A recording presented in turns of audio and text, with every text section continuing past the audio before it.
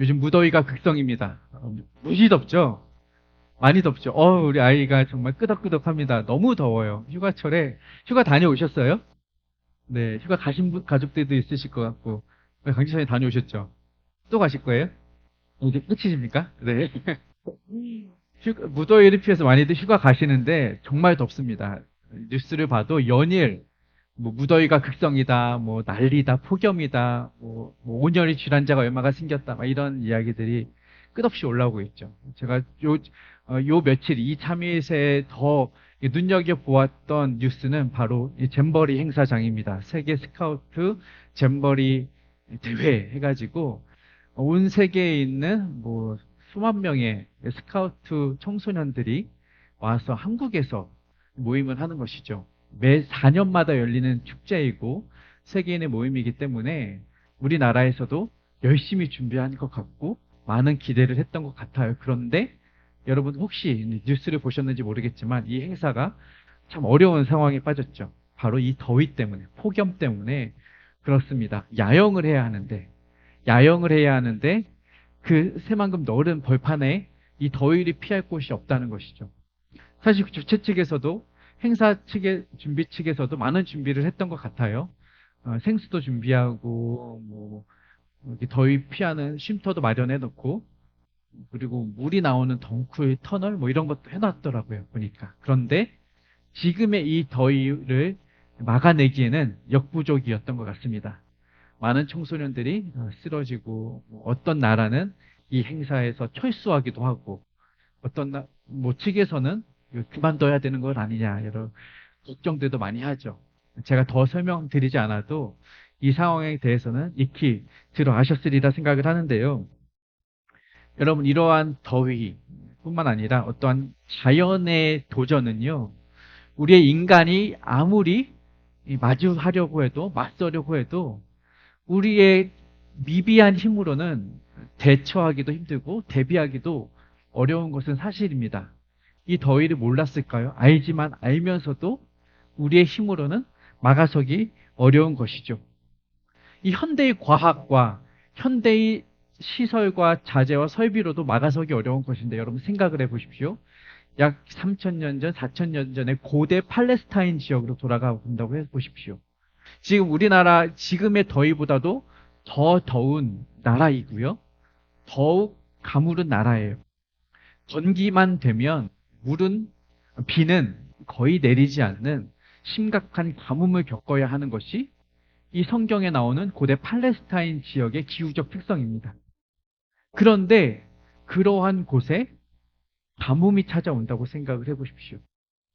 오늘 우리가 겪는 이 정도 더위가 아니라 이 더위에 더해서 비도 내리지 않아요. 마실 물은커녕 씻을 물조차 없는 심한 가뭄. 이것은 말 그대로 재앙이고 재난일 수밖에 없는 것입니다. 그리고 하나님은요, 오늘 이 예레미야 14장에서 무엇을 선포하시느냐? 이 엄청난 가뭄을 너희들이 감히 상상도 할 수 없고 너희들이 감히 맞설 수도 없는 이 극심한 가뭄을 이 땅에 재앙으로 내리겠다. 심판으로 내리겠다라고 말씀하시는 거예요. 1절과 2절을 우리 함께 읽어보시겠습니다. 시작. 가뭄에 대하여 예레미야에게 임한 여호와의 말씀이니라. 유다가 슬퍼하며 성문의 무리가 피곤하여 땅 위에서 애통하니 예루살렘의 부르짖음이 위로 오르도다. 아멘. 가뭄에 대하여 하나님이 예레미야를 통해 심판을 예언하시는 것입니다. 그런데 여러분 여기서 주목해 볼 것이요. 1절에 가뭄이에요. 가뭄. 이 가뭄이라는 단어가 여러분 히브리어는요. 성과 수와 격이 있습니다. 그러니까 단수와 복수가 있다는 거예요. 단어 자체에. 가뭄이라는 단어가 우리말로는 지금 가뭄이라고 표현이 되었지만 히브리어 자체는 복수형이에요. 그러면 우리말로는 어떻게 해석을 할 수 있을까요? 가뭄들이 온다는 거예요. 가뭄 하나가 오는 게 아니고요. 가뭄들이 와요. 가뭄이 오고 또 와요. 심한 가뭄이 소름이 끼쳐요. 가뭄이 이렇게 온다고 생각을 해보십시오. 2절에 그것을 표현하고 있는 거예요. 2절에 유다가 슬퍼하며 성문의 무리가 피곤하여 애통하니 예루살렘의 부르짖음이 임하는도다. 무슨 말이냐? 유다는요, 더 큰 이 나라 전체를 의미해요. 유다라는 전체 나라. 말하자면 이 대한민국이라는 나라를 의미하는 거예요. 대한민국에 가뭄이 와요. 그 다음엔 뭐예요? 성문에 무리가 피곤하다는 거예요. 성문은 말하자면 뭐냐? 우리도 지금 보면 서대문, 동대문 이런 문이 있었잖아요. 한 도시를 의미하는 거예요. 자, 유다라는 큰 나라에 가뭄이 왔는데 보니까 도시 하나하나에 또 오는 거예요. 그 도시들에도 왔는데 그 도시들 중 가운데 유다의 도시 중 가장 크고 가장 중요한 도시는 어디예요? 예루살렘이에요. 보십시오. 예루살렘이 부르짖는다는 거예요. 그러니까 유다 전체 그리고 각 도시들 그리고 핵심적인 유다까지 가뭄은 점진적으로 점차적으로 가장 중요한 핵심까지 깊이 파고든다는 거예요. 여러분, 이것이 하나님의 심판이에요. 이스라엘 백성들이 회개하지 않으니까, 이스라엘 백성들이 하나님의 말씀을 듣지 않으니까 하나님이 심판해 주시는데 이 나라에 주셔요. 전체 나라뿐만 아니라 더 파고 들어와서 도시들에 주셔요. 그 중에서 가장 안전하다, 가장 강력하다 생각했던 예루살렘 핵심까지 파고 들어와서 하나님은 심판을 내리시는 거예요. 여러분, 우리 삶을 보십시오. 우리 삶에도요, 이런 가뭄과 같은 어려움을 겪는다고 생각을 해보면요, 우리 삶도 마찬가지예요. 이 어려움은, 이 고난은, 이 고통은요, 어느 한 곳에만 오지 않아요. 말하자면 우리가 어느 한 영역에서, 한 부분에서, 한 지체에서 아픔과 어려움과 고통을 겪는다면요, 이것은 마치 이 암세포처럼 우리의 삶의 여러 곳으로 퍼져가기 시작을 해요. 가만히 두면, 이 고난 자체를 가만히 두면 어떤 경제적인 영역에 또 왔다가 퍼져나가서 신체적인 영역에도 오고요, 퍼져나가서 관계적인 영역까지 오고요. 이런 우리 영적인 가뭄이라는 것이 그렇게 퍼져 온다고요. 하나만 망가뜨리는 것이 아니에요. 어느 한 곳이 망가지기 시작하면 도미노처럼 연쇄작용을 일으켜서 세포 하나하나까지, 마디 하나하나까지 그러한 가뭄들이, 그러한 고통들이, 그러한 재앙들이 우리 삶에 자꾸 파고든다는 사실이에요. 여러분, 이것이 하나님의 심판이라는 것입니다. 하나님의 심판은요, 전 영역에 의해서 걸쳐서, 그리고 세부적인 영역까지 하나님은 완전한 심판을 내리시는 분이, 그것이 우리의 삶을 꺾으시는 하나님이신 거죠. 나는 그거 예상하지 못했는데, 나는 그럴 것이라 생각하지 못했는데 하나님이 하신다면 모든 영역을 그렇게 무너뜨리셔요. 깊은 것이죠. 그러니까 이러한 아픈 상황에 대해서 여러분, 예레미야 선지자가 가만두고 볼 거예요? 백성들이 이렇게 아파하는데, 백성들이 이렇게 고난하는데, 백성들이 이렇게 가뭄에 시달리는데 예레미야 선지자가 가만히 보고 둘 수만 없잖아요. 그래서 8절과 9절에 예레미야 선지자가 하나님을 향해 이렇게 외칩니다. 함께 읽어보겠습니다. 시작! 어찌하여 이 땅에서 거류하는 자같이 하룻밤을 유숙하는 나그네같이 하시나이까? 어찌하여 놀란 자 같으시며 구원하지 못하는 용사 같으시니까? 여호와여, 주는 그래도 우리 가운데 계시고 우리는 주의 이름으로 일컬음을 받는 자이오니 우리를 버리지 마옵소서. 우리를 버리지 마옵소서. 이게 선지자의 외침이에요. 주님 어찌하여 가만히 계십니까? 어찌하여 이 가뭄의 상황을 가만히 두고만 계십니까? 하나님, 우리가 죽겠다고요. 하나님, 우리 백성들이 죽겠다고요. 그 백성, 내 백성이 아니라 누구 백성입니까? 하나님, 당신이 선택하신 백성 아닙니까? 그런데 왜 그들을 가만히 두세요? 우리를 버리지 마시옵소서. 하나님께 간절히 간구하는 예레미야의 애타는 심령이에요. 그러면 하나님이 응답하셔야 되잖아요. 우리의 기도에 하나님이 들으신다고 약속하셨으니까 하나님이 응답하셔야죠. 대답하셔야죠. 그러면 하나님이 뭐라고 대답하시는가? 11절입니다. 12절. 시작. 여호와께서 또 내게 이르시되 너희는 이 백성을 위하여 복을 구하지 말라. 그들이 금식할지라도 내가 그 부르짖음을 듣지 아니하겠고 번제와 소제를 드릴지라도 내가 그것을 받지 아니할 뿐 아니라 칼과 기근과 전염병으로 내가 그들을 멸하리라. 하나님의 대답이 뭐예요? 마지막에 멸하리라. 아니, 정리해 봅시다. 가뭄을 내리셨어요. 그래서 예레미야 선지자가 간구했어요. 거두어 달라고.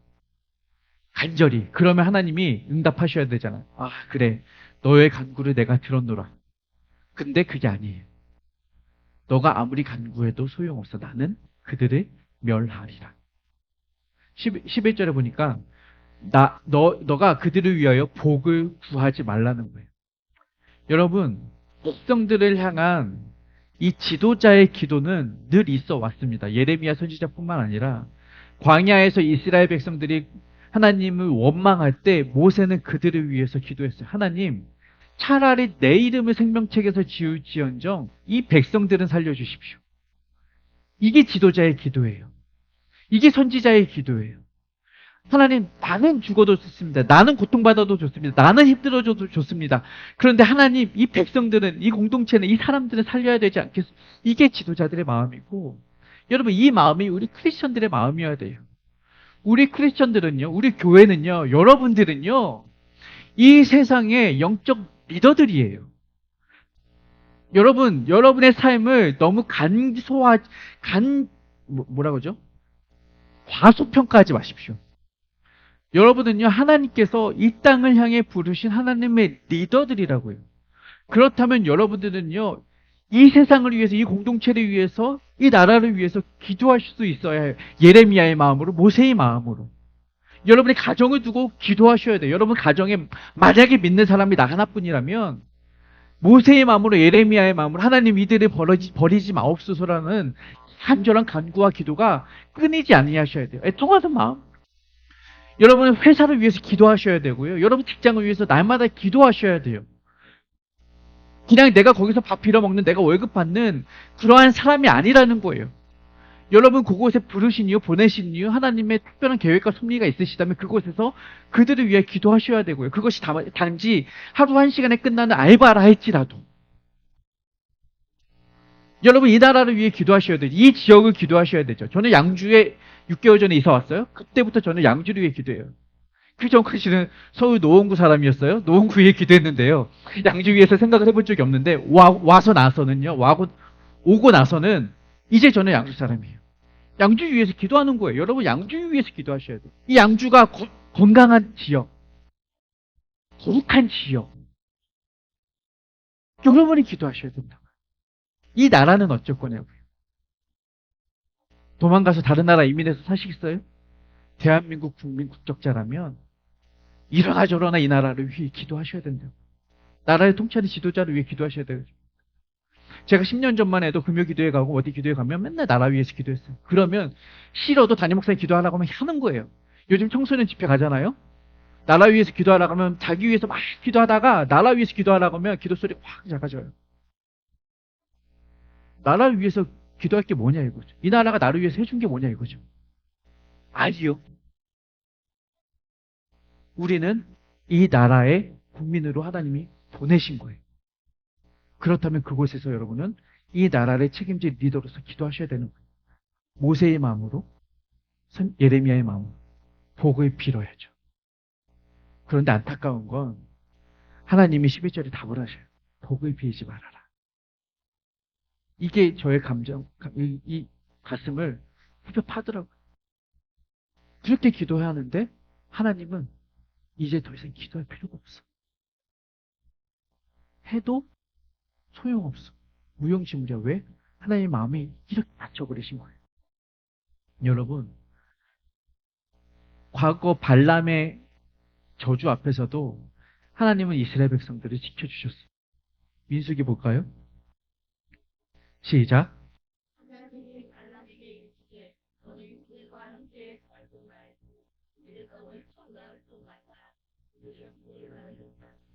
이게 원래 이스라엘 백성이에요. 아무리 세상이 이스라엘 백성들을 저주해도요, 하나님은요, 그 백성의 저주를, 그 백성을 향한 저주를 결코 듣지 않으세요. 이들은 왜? 복받은 백성이기 때문에. 니들 저주해도 소용없어. 나는 이들을 끝까지 책임지고 갈 거야. 이게 이스라엘 백성이었어요. 그런데 이제는 역전되었어요. 반대죠. 그 백성을 복주지도 말라. 그들은 저주를 받은 자들이니라. 이게 지금의 하나님의 답인 거예요. 가슴이 아프죠. 하나님의 마음이, 하나님의 판단이 완전히 서셨어요. 그래서 15장 1절에는 하나님이 완전히 선포하십니다. 읽어볼까요? 시작. 여호와께서 내게 이르시되 모세와 사무엘이 내 앞에 섰다 할지라도 내 마음은 이 백성을 향할 수 없나니 그들을 내 앞에서 쫓아내보내라. 아멘이라고 나오기가 참 어려운 말씀의 구절이에요. 하나님의 마음이 완전히 돌아섰다는 것입니다. 여러분, 예레미야는 기도했죠. 그런데 하나님은 그 기대와 기도를 꺾어버리셨습니다. 여러분, 우리도 기도해요. 그런데 비슷한 경험을 해요. 내 기도를 꺾으시는 하나님. 내 기도를 듣지만 듣지 않으시는 것 같은 하나님. 우리의 바람을 꺾어버리시는 하나님을 경험하게 됩니다. 왜 그런가요? 왜 이렇게 하나님 우리의 기도를 꺾으시는가? 답은 하나입니다. 우리의 불순종과 우리의 죄 때문이에요.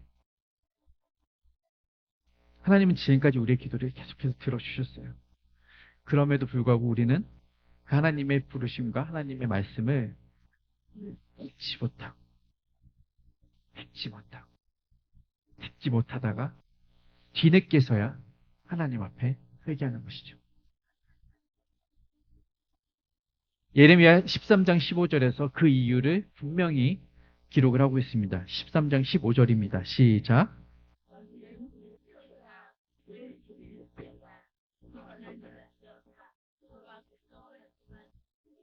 아멘. 이게 죄예요. 듣지 않는 거예요.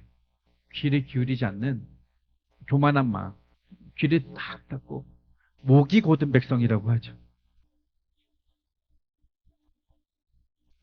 눈 감고 귀 막고 내 마음대로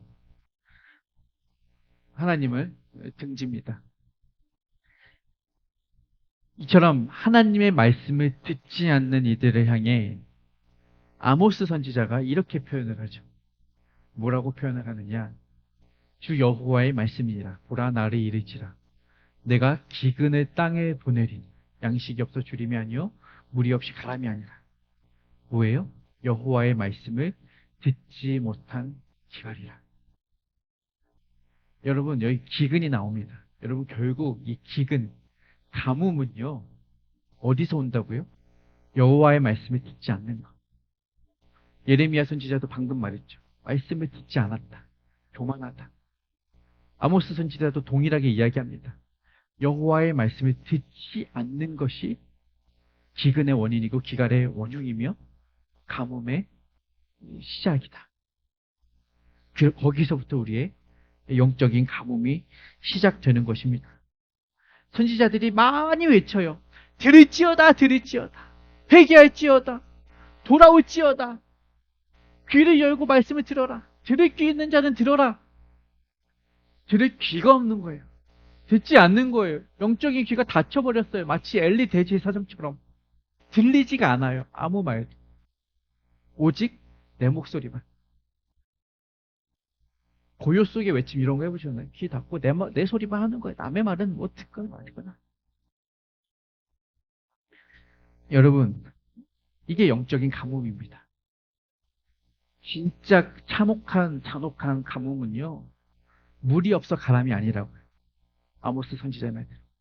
여호와의 말씀을 듣지 않는 것이 진짜 가뭄이라는 거예요.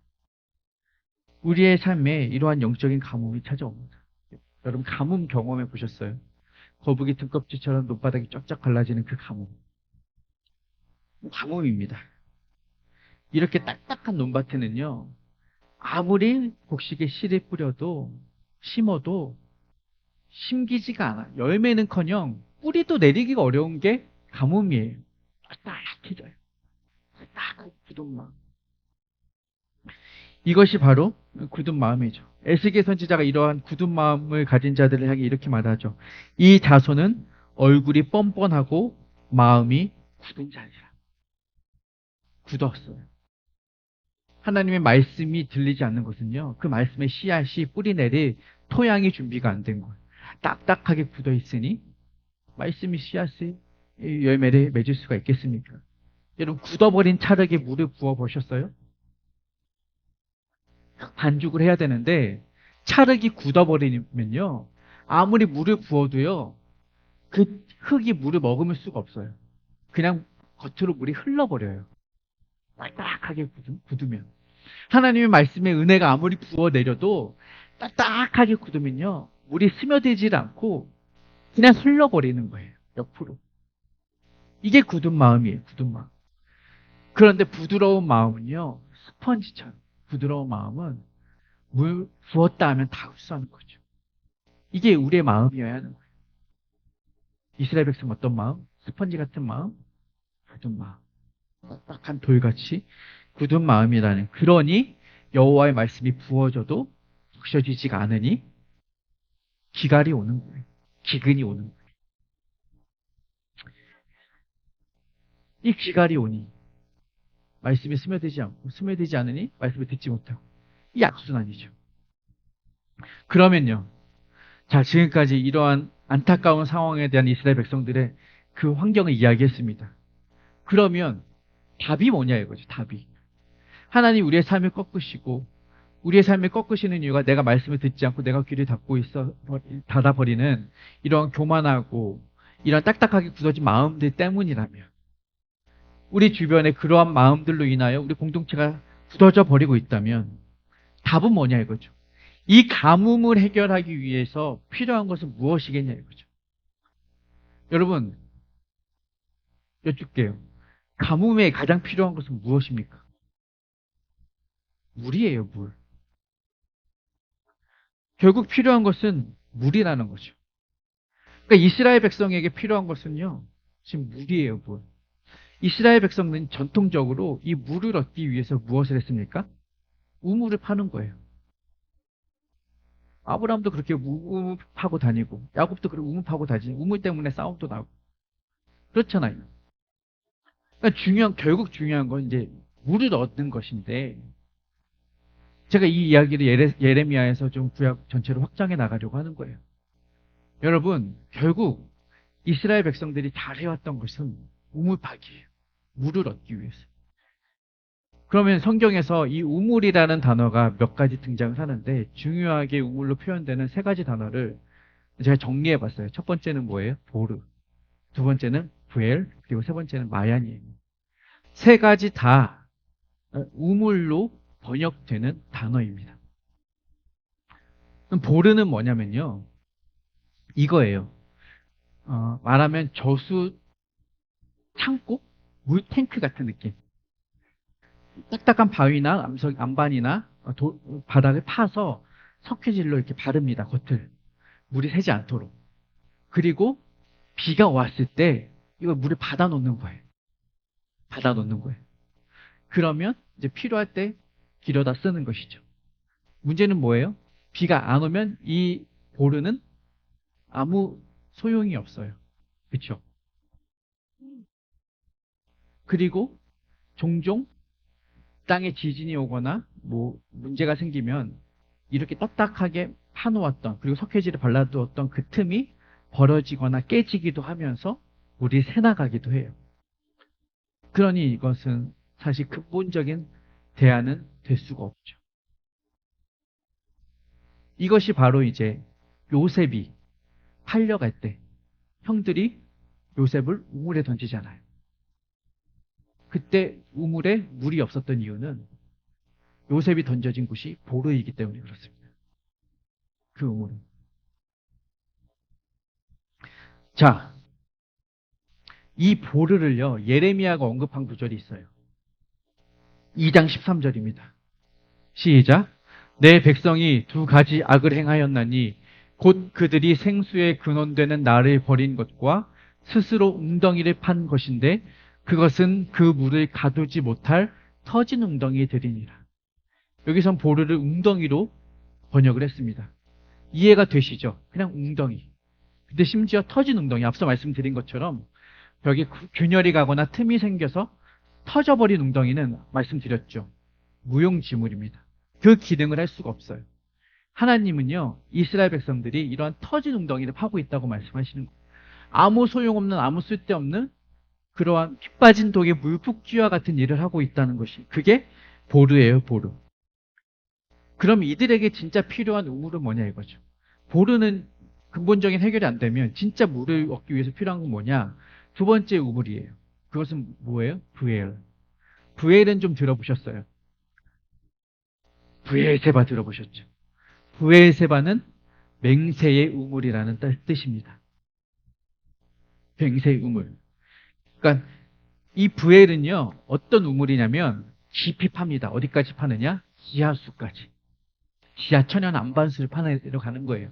그래서 지하 저 밑에 물이 흐르고 있는 곳까지 파서 뚫어서 거기서 물이 쫙 터져 나오게 하는 것. 이게 브엘이에요. 브엘. 더 깊은 것이고 조금 더 보르보다는 더 근본적인 해결을 할 수 있죠. 지하수가 흐르고 있으니. 그러나 이것도 문제는 있죠. 뭐가 문제예요? 어떨 때 문제가 돼요? 지하수가 마르면, 건기가 되면요, 브엘도 소용이 없어요. 지하에도 물이 말라버리면. 그러니 이 두 번째 브엘도 이스라엘 백성에게 근본적인 가뭄의 해갈이 될 수가 없습니다. 그러면 나머지는 뭐예요? 마얀이죠. 예상이 되십니까? 마얀은요, 보르와는, 그리고 브엘과는 전적으로 차원이 다릅니다. 마얀은 샘의 근원이에요. 이 자체에서 물이 솟아나오는 곳이에요. 자체에서. 저 태백에 가면요, 검룡소라는 곳이 있어요. 검룡소는 뭐냐? 한강의 발원지입니다. 작은 계곡 물 샘이 있는데 그 계곡 한 곳에서 흘러나오는 물이 흐르고 흘러서 한강의 근원을 이루는 곳이에요. 그러니까 기회 되면 한번 검룡소 가보십시오. 그 작은 샘에서 솟아나오는 물이 큰 한강 줄기를 이루고 서울 시민의 젖줄기가 되는 것이죠. 이게 마얀이에요. 마얀. 마얀은 자체에서 물이 터져 나옵니다. 샘의 근원입니다. 생수의 근원입니다. 그러니 진정한 가뭄의 해결을 위해서 우리가 찾아야 할 것은 바로 이 마얀이죠. 조금 전에 예레미야 2장 13절에서 너희가 생수의 근원을 버리고 터진 웅덩이를 찾았다. 생수의 근원이 마얀이 되는 거예요. 우리의 진정한 생수의 근원은 예수 그리스도 한 분밖에 없음을 우리가 기억하시기 바랍니다. 우리는 무엇을 해요? 자꾸만 터진 웅덩이를 찾아요. 자꾸만 웅덩이를 파요. 여기 물 가둬놓고 물 많이 모아놓고 더 깊이 파서, 더 넓게 파서 많이 모아놔야지. 우리의 생각과 우리의 삶이잖아요. 이 웅덩이를 깊이 파놓으면 더 안전할 것 같고, 더 많이 파놓으면 더 안전할 것 같고, 이러한 다가오는 가뭄도 다 해결할 수 있을 것 같은 착각을 해요. 자꾸만 모아요. 우리는 뭐든지 자꾸 모으잖아요. 관계도, 사람도, 내 인맥도, 재물도, 어떤 인정도 다 모아두려고 해요. 내 것을 쌓으려고 해요. 바벨탑을 쌓듯이 바닥으로는 보르를 파요.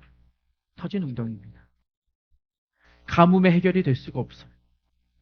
하나님이 말씀하시는 것은 너희 자꾸 터진 웅덩이 만들지 마라. 너희에게 진정 필요한 것은 마얀이라는 거예요. 그래서 하나님은 꺾으셔요. 보르를 파고 있는, 터진 웅덩이를 만들고 있는 우리의 삶을, 우리의 노력을, 우리의 계산을 자꾸 꺾으시는 거예요. 야, 너 지금 보르 파고 있는 거야. 너 지금 터진 웅덩이 만들고 있는 거야. 왜? 내가 너의 마얀이 되어주려고 하는데, 내가 너의 진정한 생수의 근원이 되어주려고 하는데, 내가 너의 전부가 되어주려고 하는데, 너에게 다가와 있는, 닥쳐있는 그 가뭄의 그 근원을 내가 해결해 주려고 하는데, 왜 너는 자꾸 나를 못 믿고 나를 버리고 생수의 근원 되는 나를 버린 채로 터진 웅덩이를 좇고 있니? 아무 소용없잖아. 경험해 봤잖아. 하나님의 음성이에요. 그 하나님의 음성을 듣지 못하고 우리는 귀 닫고서 내 갈 길 가는 거예요. 주님 말씀하소서 나는 내 갈 길 가겠나이다. 이게 아니잖아요.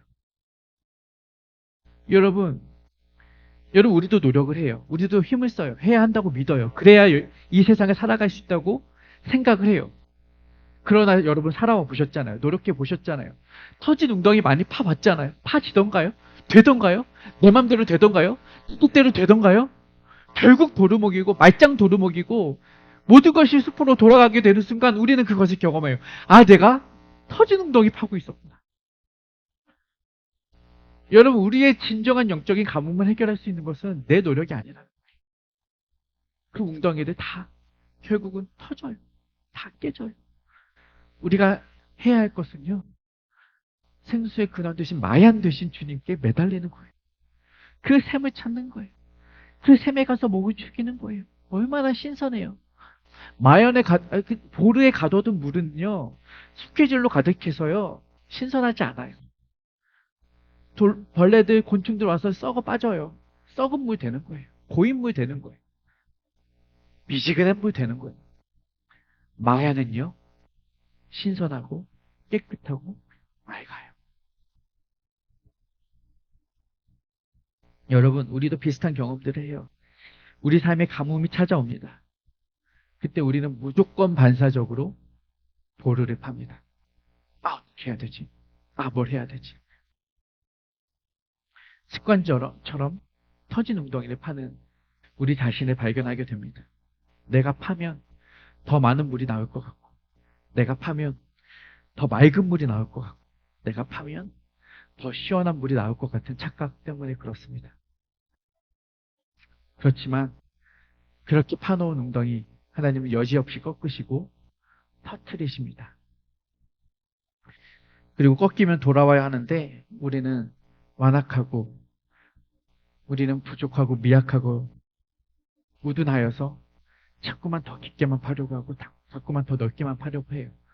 돌아올 생각은 미처 하지 못하는 것 같습니다. 여러분 기억하십시오. 웅덩이가 깊어질수록 우리의 고민은 깊어지고요. 웅덩이가 커져갈수록 우리의 함정만 커가는 것입니다. 그 큰 웅덩이는 결국 우리의 발목을 빠뜨리는 함정이 될 뿐이라는 사실을 기억하십시오. 여러분, 하나님은요, 우리가 보르를 파서 상황을 모면하기를 원하지 않으십니다. 하나님, 우리가 마얀을 찾아서 이 상황을 극복해내기를 원하신다는 사실을 기억하십시오. 그러므로 여러분, 우리 함께 기억합시다. 우리 생수의 근원 되신 마얀을, 생수의 근원 되신 하나님을 의지합시다. 마르지 않는 그 생수의 강이 여러분의 배를 통해 흘러갈 때, 여러분의 가정이 복을 얻고, 여러분의 직장이, 여러분의 회사가 복을 얻고, 여러분의 자녀가 그 생수의 복을 누리고, 그리고 이 나라가, 이 민족이 여러분을 통해 복을 얻는 줄을